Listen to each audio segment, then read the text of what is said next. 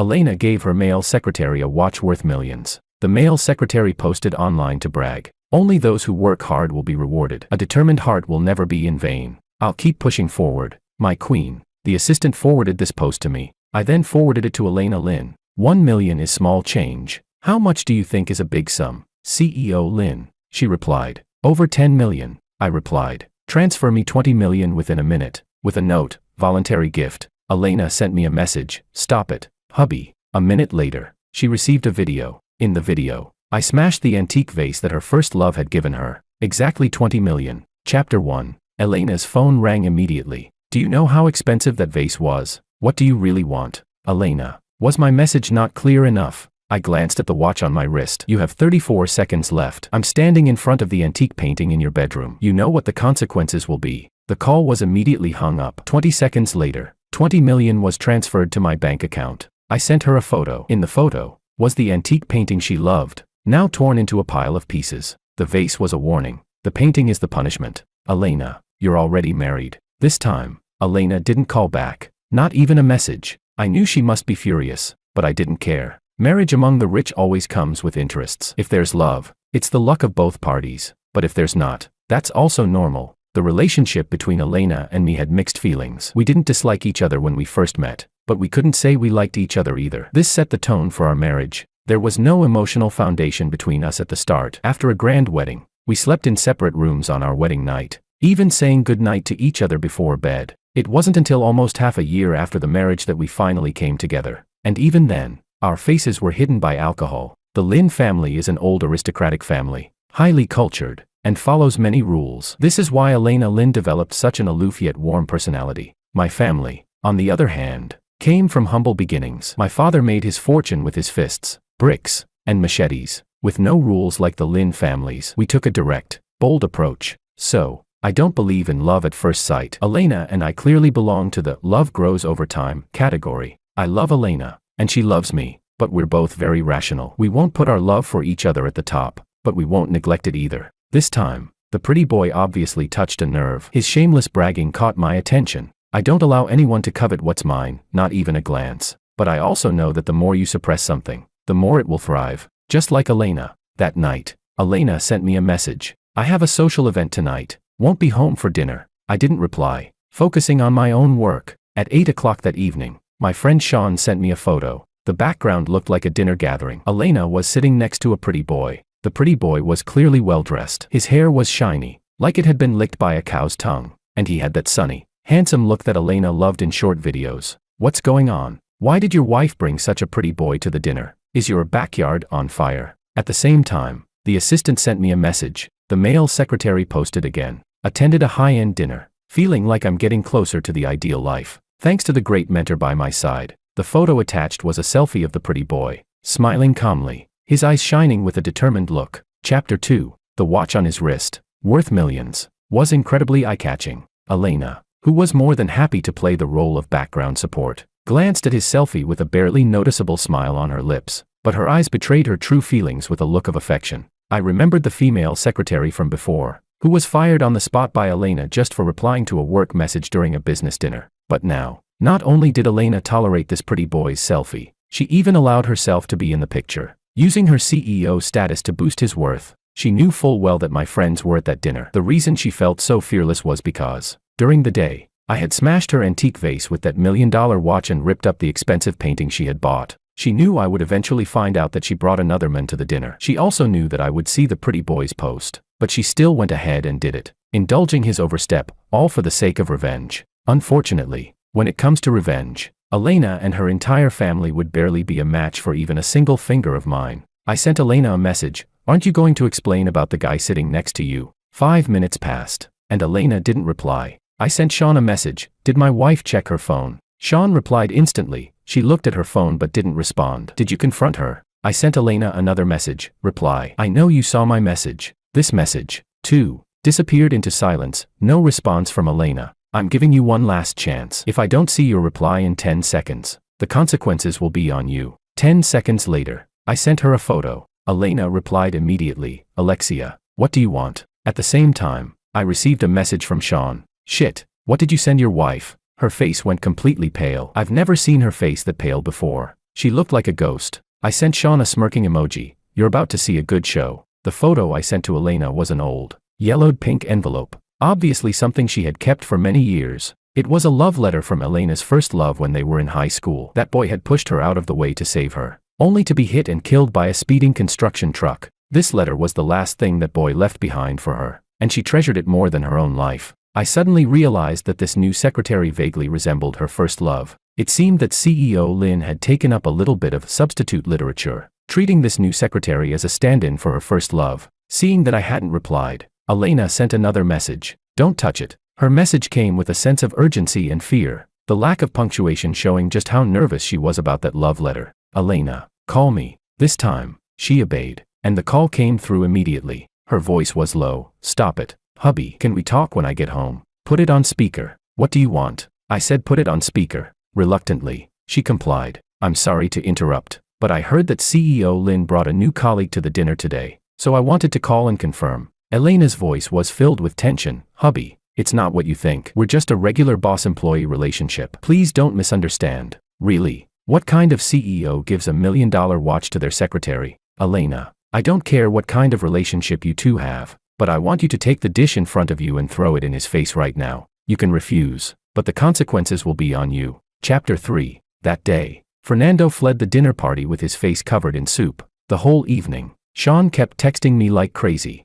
Bro, this show can't go to waste. I'll treat you to a meal next time. Oh my god, your wife sure is ruthless. That soup was just served and still steaming. Is this pretty boy part of your and your wife's little game? This is going to spread tomorrow. If I were him, I'd probably be thinking of ending it all. Bro, can you teach me your ways of handling a wife? I casually replied, it's simple. If you don't care about her, you'll naturally have control over her. Sean's enthusiasm dropped noticeably. Never mind. I can't do that. Of course he can't. He and his wife have been childhood sweethearts, and they've been inseparable since middle school. After all these years, they still call each other dear baby in front of others, which drives everyone around them crazy. By the way, your wife looked really upset the whole night. She's not going to start a fight when she gets back, right? Fight? Do you think she'd dare? Sean sent a badass and went silent. Half an hour later, Elena stormed back in. She rushed into the bedroom, ripped the blanket off me, her eyes burning with fury. Where are my things?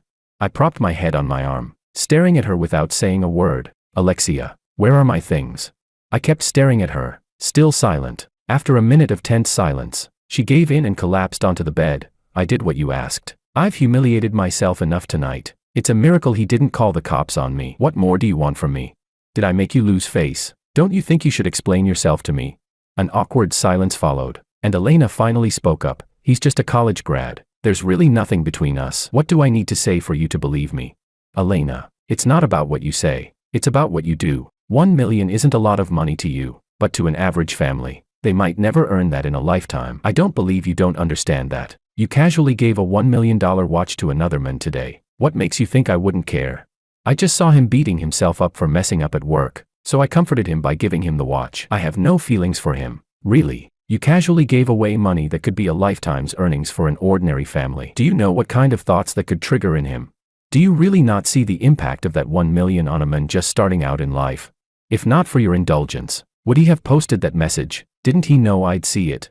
You took him to the dinner and had him replace me. What would others think? What do you want me to think? Did you consider any of this? He took a selfie at the dinner and you didn't stop him. You even willingly became his background. Did you think about how I'd feel about losing face at the dinner? When your previous secretary made a mistake, you fired them immediately. Why didn't you fire him? It's your indulgence that gave him the courage to provoke me. It's your favoritism that made him think he had a chance. Step by step, I revealed the ugly truth in her heart. I looked at the secretary's resume. He has no qualifications to be your secretary. The reason you made him your secretary is because he looks like your first love, the one who saved your life. Elena, you're nostalgic. You're trying to find your emotional anchor in a substitute. You want to relive the time you spent with your late first love, don't you? Elena fell silent. Her whole demeanor seemed to deflate. Elena, look at me. She looked up, meeting my gaze. Our eyes locked. I cupped her face, pressing a heavy kiss on her lips. I love you. Now tell me, do you love me? Her voice choked. I do. I took out the yellowed envelope from the drawer. I didn't have a chance to be part of your past, but I don't want to miss your future. I gently placed the envelope in her hand. I love you, so I won't touch your most cherished past, but please, don't make me hate you, okay? Elena's face began to redden slowly. She flipped over and pinned me down on the bed, biting my lips like a she-wolf. Elena clung tightly to my neck. I promise. There will never be a next time. Chapter 4. Fernando became a joke at the company. Normally, all external receptions and business negotiations were scheduled by the assistant department. Whoever's turn it was would accompany Elena to various events and assist her. But ever since Fernando was promoted by Elena to be her secretary, that scheduling system disappeared, and Fernando monopolized the position. The next day, Fernando skipped work, and when the chief assistant presented his absenteeism report to Elena, she signed it without hesitation. This made everyone in the company realize that the pretty boy's days of enjoying himself were over. People in the company are sharp, and reading the room is a basic skill. Fernando was transferred from the assistant department and assigned to the reception desk to do menial tasks. When Elena was in the office, he wasn't even allowed to appear at the front desk. Along with his demotion came his reduced salary. The dramatic drop in income and status made everyone in the company start speculating about the reason behind it. Business banquets were always attended by my legitimate husband, but now this new secretary was replacing my husband to accompany Elena to the banquets. Rumors had already spread like wildfire. Everyone knew that my husband was vengeful, but no one expected me to go this far, not even leaving a shred of dignity for the pretty boy. I had forced the CEO to pour a bowl of soup on his head in front of everyone. Before this incident, there were even speculations in the company that the pretty boy might become the next CEO's pillow partner. But once this event happened, all those rumors disappeared like smoke. Now, the only voice in the company was that anyone who coveted the position of the boss's pillow partner would have a miserable end. Fernando became the laughingstock of the entire company. Some employees even discussed that bowl of soup he got poured over his head right in front of him. I've always been one to hold a grudge. Since you covet something that belongs to me, you'll have to bear the consequences of that desire. So, under my instruction, the chief assistant submitted Fernando's termination request to the HR department. The HR manager didn't dare say a word, immediately signing the document and quickly issuing the termination report, telling Fernando to get lost. But I underestimated Fernando's influence. I didn't expect Elena to actually talk to him about her first love, a story she hadn't even shared with me. The next day, when Fernando came to the office to collect his things, he specifically wore tight-fitting pants and colorful fruit-patterned shoes, looking so cheerful that it was nauseating. When he bumped into Elena in the elevator while carrying his box, before Elena could say anything, his broken gaze completely shattered Elena's most fragile defenses. In the office, Fernando stood silently behind Elena, grinning smugly as the chief assistant braced himself for Elena's fury. I pay your salary, and you use the power I gave you to go after my people. Are you out of your mind? The chief assistant remained calm. President Lin, who exactly are you referring to as your people? Elena realized she misspoke and didn't want to dwell on it. You're fired. Don't come to work tomorrow. Pack up your things and leave now. Fernando will replace you. That evening, Elena exploded at me for the first time. How dare you fire him, just because of some boring jealousy? What are you afraid of? Are you jealous because he's younger than you? Don't think just because you're my husband you can do whatever you want in my company. This kind of intentional targeting is crossing my line. She grabbed a nearby vase and smashed it at my feet, then turned and walked out. Alexia, you really disappoint me. The door slammed shut with a loud bang, signaling her anger. I stared at her leaving with a blank expression, smiling as I picked up a sharp shard of the vase from the floor. With the shard in my hand, I slashed a deep cut across my arm. Blood formed a thin line, gathering at the tip of my finger and dripping to the floor, creating a beautiful stain. Elena, since you've turned on me, I won't hold back anymore. Chapter 5. At the Lin family's old house, I had a face full of bruises and my arm wrapped in thick bandages. Father Lin paced back and forth in the living room, his frustration almost palpable, brewing a massive storm. Mother Lin sat beside me, looking at my bandaged arm with sympathy. Her eyes were filled with resentment, having reached their peak an hour ago. After getting my wound bandaged at the hospital, I drove straight to Elena Lin's parents' house. I wasted no time and directly told my in-laws that their wonderful daughter had turned against me for a secretary who resembled her first love. Not only did she publicly defend that secretary at the company, but she also brought him to a dinner to humiliate me. Just because I fired that secretary, she went so far as to cut my arm and verbally lash out at me.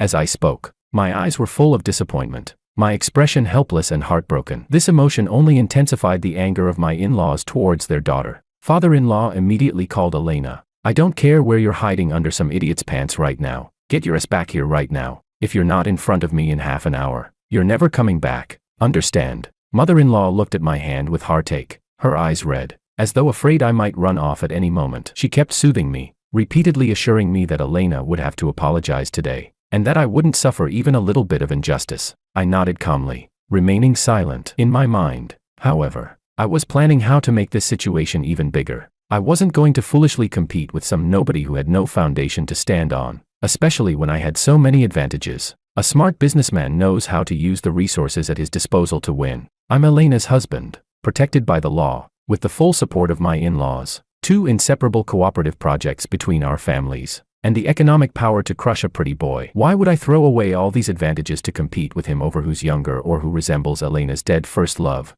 The key is, my father is a force to be reckoned with. If you go against him, he won't stop until he's crushed you. Today, I only want Elena to admit defeat. I don't want to become a widower so soon. So I firmly rejected my father's request to intervene. The purpose of a nuclear weapon is deterrence. This kind of conventional war doesn't need you to step in. If I lose tonight, that means there's nothing left in the Lin family that's worth my staying for. At that point, you can step in however you want. I won't stop you. So, my father, sharpening his claws, stepped back into the shadows, becoming a tiger waiting for the signal. Half an hour later, the door to the villa opened, and a frosty-faced Elena walked in. Seeing her, I couldn't help but let a smile slip across my face, almost laughing out loud. This foolish woman, Elena, actually brought Fernando with her. Chapter 6. As soon as Elena entered the house, she immediately sensed the heavy atmosphere, and the coldness on her face faded a little. Dad, I'm in a meeting. What's so urgent that you had to call me back now? Father-in-law snorted coldly. What meeting are you in at this hour? Don't you have time to meet during the day? Why does it have to be at night? Tell me who you're having a meeting with. I'll verify it. Elena fell silent. She didn't expect her offhand excuse to provoke such a response from her father. She hadn't been in a meeting at all. She had just been having dinner with Fernando. His post had exposed their plans completely, and I had already shown it to my in-laws, the post of the 2 of them dining together. In front of everyone, father-in-law showed no mercy to his daughter. Say something. Why are you suddenly mute? Where's that spirit when you were yelling at your husband? I hit him. Elena's confused gaze landed on me, and she finally noticed the thick bandage on my arm. The moment her eyes landed on it, a cloud of anger overtook her face. Alexia, when did I hit you? You're quite the actress. You're even performing in front of my parents now. I wore a dim expression and nodded repeatedly at her words. Yes, you didn't hit me. I did this to myself. As soon as I said this, father-in-law slapped Elena across the face. You bastard. Alexia is hurt like this, and you still expect us to believe she hurt herself to frame you? The slap landed hard, and Elena's nose began to bleed instantly. Fernando was startled and quickly pulled out a tissue to help Elena wipe the blood. I saw mother-in-law's hand tightly grip her own fist. I knew that the ambiguous action had irritated her. Elena, what are you doing? If you have no shame, can't the Lin family still have some dignity? Upon hearing mother-in-law's scolding, Fernando froze for a moment, then realized it wasn't the time for showing affection. He quickly retreated to the side, acting obedient. Elena's face darkened with anger. Alexia, are you done yet? Smack. Father-in-law slapped her again, this time making both of her nostrils bleed. Shut your mouth. You did such shameless things, and now you still want to argue with your husband. How did I end up with such a heartless daughter like you? Mother-in-law turned to Fernando, standing behind Elena. What are you doing bringing him here? Are you trying to make room for Alexia? Or are you trying to tell me and your dad that you plan on replacing your husband with another man? Fernando looked innocent and waved his hands repeatedly. No, I'm just President Lin's secretary. Uncle, aunt, please don't misunderstand. Ignoring the blood pouring from her nose, Elena stood protectively in front of Fernando. What are you talking about? There's nothing between us. He's just my secretary. I haven't cheated. Mother-in-law grabbed the ashtray from the table and threw it at them. You had a candlelight dinner together, and you think we're blind or stupid? The ashtray missed, but Fernando, standing behind Elena, let out a pained cry. Mother-in-law sneered. Oh, the pretty boy isn't bad at all, didn't even get hit and still knows how to act hurt. Afraid no woman would care about you. Huh? Fernando's face turned pale as he realized he had overdone his performance. He quickly shrank back, trying to avoid further attention. Dad, Mom, I swear, Fernando and I are just in a professional relationship. I can guarantee I haven't cheated. We're innocent. Don't listen to Alexia's nonsense. She grabbed Fernando's hand. You don't believe your own daughter's words. You'd rather believe an outsider. Since you insist on thinking this way, I can't help you. With that, she grabbed Fernando's hand and stormed out, slamming the door behind her. As my father-in-law continued to rage, I stood up and started to leave as well. Dad, Mom, since Elena has said this, I don't think there's any point in staying with her anymore. There's nothing more to say. I'll just go ahead and divorce her. Chapter 7. The next morning, when the chief assistant walked into the company, he happened to run into Fernando, who looked full of energy and high spirits. Upon seeing his former boss, Fernando raised an arrogant eyebrow. Hey, You've been fired. What are you doing back at the company? You offended President Lin. She won't give you a chance to return. As soon as he finished speaking, Fernando's expression changed, and he quickly stood at attention. Good morning, sir. I stood in front of him, looking down from above. He is now my full authorized representative, the executive vice president of Mu Group. It's not your place, a mere secretary, to act all sarcastic here. Tell Elena to come to the meeting room in 15 minutes. Fernando's tone turned defiant. Sir, President Lin has a meeting soon, and I'm afraid she won't have time to meet with you. Really? Then tell her, I'm here to talk about divorce. If she's not here in 15 minutes, I'll burn down her office. In front of everyone in the company, I patted Fernando on the shoulder. Good luck. I'm handing my position over to you in the future. As for whether you can get into the CEO's bed, that depends on your abilities. 10 minutes later, when Elena walked into the meeting room with a cold face, I had already ordered the HR department to fire 2 employees who had publicly flattered Fernando. I wanted everyone to know that the chief assistant who offends Elena can have a better career at Mu Group, but anyone who offends me, Alexia, will only be shown the door. Alexia, causing a scene in the company in broad daylight. What exactly do you want? I didn't respond. The chief assistant placed a divorce agreement in front of Elena. President Lin, you can take a look at the terms above and just sign at the bottom. Elena looked at the divorce agreement before her, a flash of anger passing through her eyes. Alexia, what exactly are you trying to do? I pointed to the document in front of her. Divorce. Can't you read? I've clearly outlined the division of assets. And as for the company, our divorce won't affect the cooperation between our families. However, I will take an extra 5% of the year-end bonus. After all, the child is going to live with me. I can't let my son stay with a mother who likes to jump from one relationship to another, or else he'll be embarrassed when it gets out. Is it because of Fernando that you want to divorce me? Why should the son stay with you? He's the flesh off my body. I waved my hand dismissively. All right. The child has been living with the grandparents and a nanny since birth. How many days have you actually spent with him?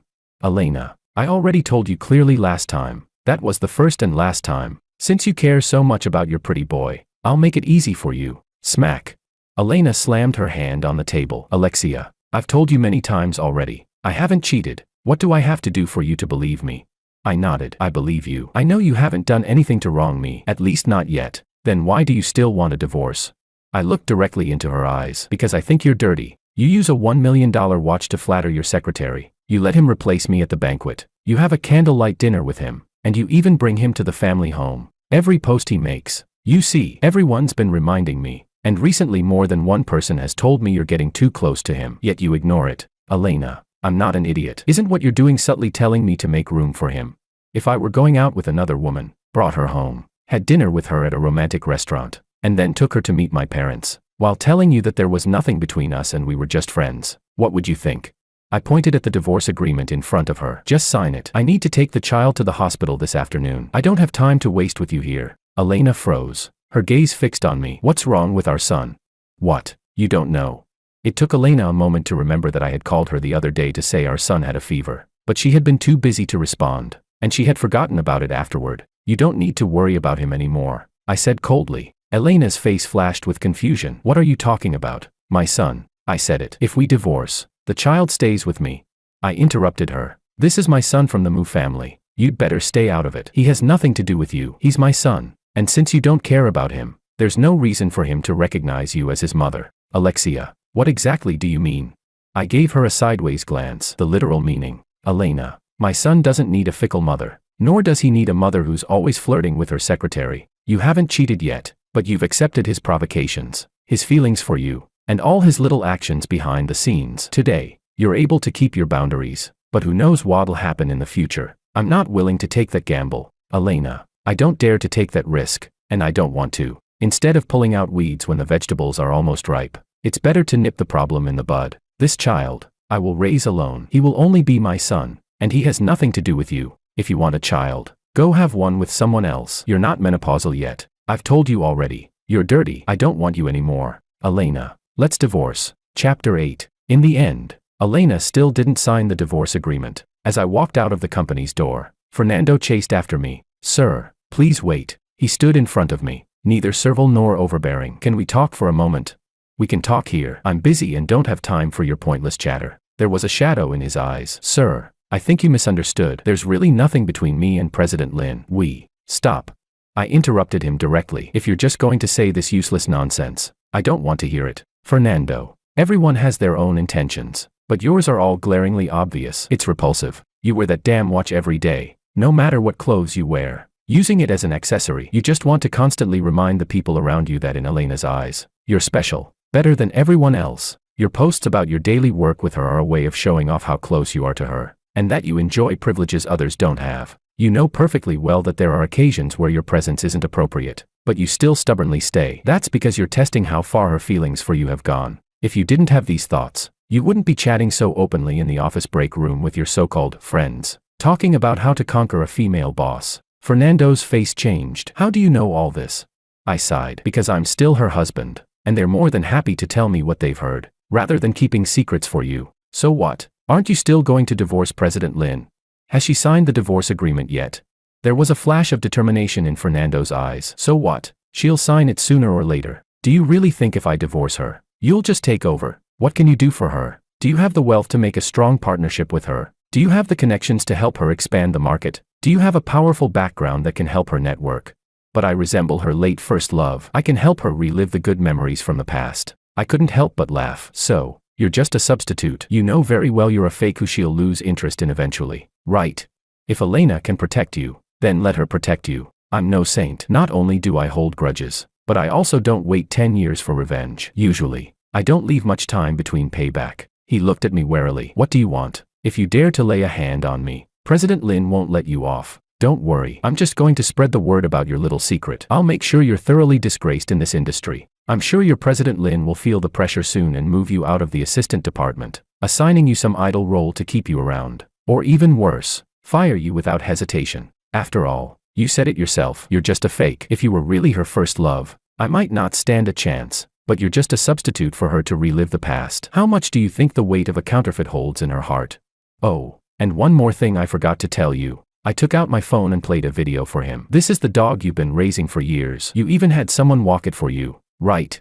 My driver accidentally hit it and killed it just now. You'll probably get the compensation for your dog from my driver soon. I'm sorry, but please accept my condolences. With that, I turned and left, leaving Fernando standing at the company door, alone, mourning his dog. Chapter 9. I never expected Sean to make such a big move. He actually dug up Fernando's scandals from high school. Back then, he was forced to drop out because he raped a female teacher. After being released, he started working as a beer runner in nightclubs. In the nightlife scene, he ran into a female university president, and by becoming her secret lover, he managed to obtain a university diploma. When his contract with the university president ended, he got entangled with the director of a talent market. This conveniently earned him a chance for an internal job interview, and with a face that resembled Elena's first love, he successfully got into the company, becoming Elena's secretary. With such a colorful resume, how could Sean possibly pass up the chance to vent on behalf of his buddy?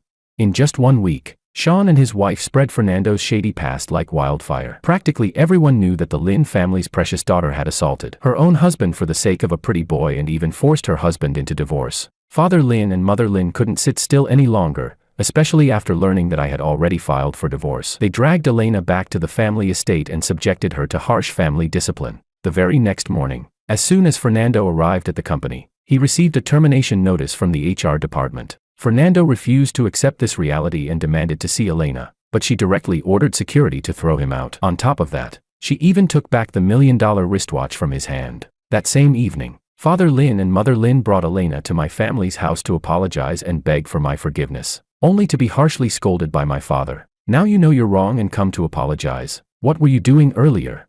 She's your daughter. Don't tell me, as her parents, you couldn't control her, letting a worthless secretary trample all over my son. You really don't take the Mu family seriously, do you? If it had been her first love, the one who once saved her life, resurrected from the dead, maybe I could accept it. But you indulged a fake replacement strutting arrogantly before my son. Do you think our family is that easy to bully? I let my son support your company only because you had no male heir. Don't tell me you actually take my son as some live-in son-in-law. My son can send orders to your company, but he can just as easily pull them back. My grandson's surname is Mu, not Lin. He doesn't need your daughter desperately clinging on to be his mother. If my son wishes, he could give my grandson a new mother every single day. Father Lin and Mother Lin turned red as their secret calculations were exposed, but for the sake of their grandson and their company, they could only humble themselves and plead with me to forgive Elena one last time, to give the Lin family another chance. Unfortunately, when I gave her face before, she didn't want it. Now, I had no intention of giving her another chance. Elena pestered me for months, but when she saw I was determined, she finally agreed to the divorce and obediently signed the papers. On the day we went to the Civil Affairs Bureau to collect the divorce certificate, Sean told me about Fernando's latest situation. He had latched onto another rich woman in a different city, but this woman wasn't discreet enough. Her husband found out, and Fernando got both his legs broken by the furious husband. After that, Fernando completely disappeared. You see, a proper ex should be as good as dead. Chapter 10. In the blink of an eye, half a year had passed, and my son could already stand and walk, although he started speaking quite late. The words Dad, Grandpa, and Grandma were crystal clear. When Elena's parents heard their grandson clumsily say maternal grandma and maternal grandpa, they were so moved that tears streamed down their faces. Seeing them reap this joy, my father forcibly drove Father Lin and Mother Lin out. Father Lin, desperate for a grandson, flew into a rage on the spot. Once he got home, he gave Elena such a beating that she nearly ended up hospitalized. After that, Elena and her parents would come to my house every few days. Even after countless times of being turned away, they persisted without complaint. I didn't reject the requests from the child's maternal grandparents to visit. After all, having more people care about my child wasn't necessarily a bad thing. Every time the little one called out maternal grandma and maternal grandpa in his childish voice, the old couple would scold Elena harshly. And every time the child called out Mom, Elena would break down on the spot, because I had told my son, she isn't your mother. Don't call her that. Elena begged me countless times to remarry her, insisting our son couldn't grow up without a mother. But I refused every single time. Don't worry, I said. In the future, I'll tell our son that his mother never cheated, she simply died. In relationships, forgiving someone once is essentially laying the foundation for endless hurts in the future. I'm not in the habit of placing my heart in someone else's hands. Just like I told her before, that was the first time, and also the last. Now, her belated apologies mean nothing to me.